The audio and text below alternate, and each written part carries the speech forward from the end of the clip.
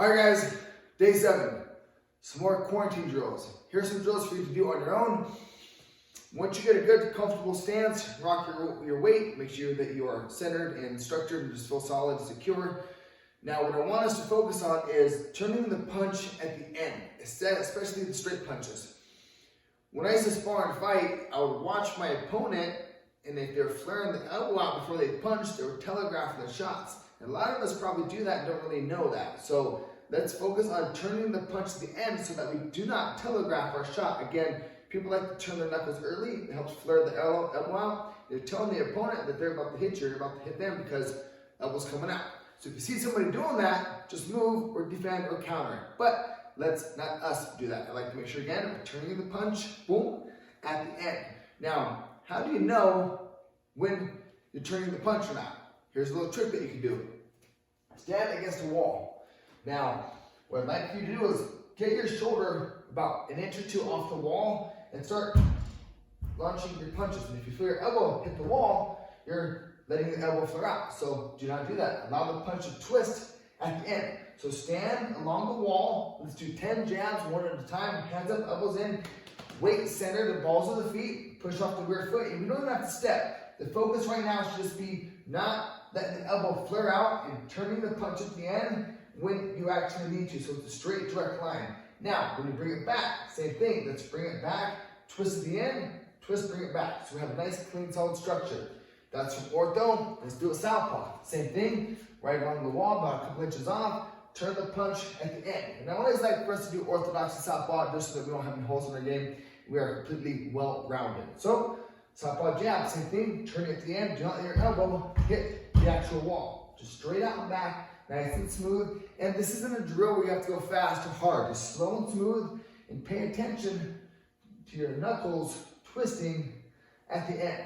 So we did both orthodox and southpaw jabs. Let's do the crosses as well. So I'm just going to switch my stance.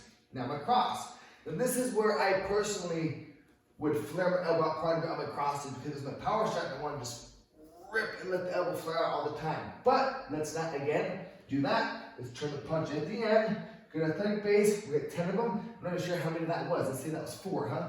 5, 6, 7, 8, 9, 10. Now, when you're throwing these punches also, be mindful of your balance and where you're at. I don't want your shoulders in front of your knees because you start reaching and not telegraphing, but you're going to be reaching and compromising your position, your balance. So make sure you're throwing any techniques. Your shoulders are behind your knees, good athletic stance. Boom, crosses right there. Now, southpaw crosses. Same exact thing. Just turn the punch at the end, good athletic base, keep the shoulders behind the knees, lead hand up, elbow in, straight out and back. And if you start obviously hitting the wall, tighten it up a little bit, and I like to twist there. Now, one thing I haven't mentioned yet was hyperextending your punches. I have a good break. I know my distance and my reach, which this drill will also help you understand that, but I'm not all the way extending my elbows and hyperextending them. So make sure you build that little break there. I have probably about 1/4 or 1/2 inch of play time there, but I can throw straight shots out and not hyperextend because I made that mental recognition subconsciously on when to stop my punches without overthrowing them and getting them hurt. So also be mindful of that. You may be thinking you just throw an elbow out. Please don't hyperextend your elbows on the jab or the crosses or any of your straight punches in general. Make sure that you build that break of knowing your distance. And knowing your distance is obviously huge. And what you need to do is find them with your feet first. So what that means is I want to be able to get as close as I can to my opponent to hit them and then not hit us. So you got to make sure you can hit, not get hit, move in and out. So here's the next piece of the drill. I've been against the wall, nice and smooth, I'm not telegraphing it. Now what I would like to do is gallop and then punch. And still make sure my elbow isn't hitting the wall. So again, I want to step, little gallop, and then punch, retract. Step, little gallop, punch, retract. So still get 10 orthodox southpaw jabs and crosses. Step, little gallop, punch. Because it's not easy, but it's easier to do things stationary without any motion. But in sparring in real time, you're going to have to be able to execute these techniques for motion. So let's do it with a little bit of motion. And what I call this is the galloping step. Lead foot out, rear foot in, and I step, also one more time. So it's actually 4 steps. 1, 2, 3, 4. And that's for one punch. Boom. So, step load gallop, cross. Boom. Step load gallop, cross. Now, we did them with the crosses. Let's do it with the jabs.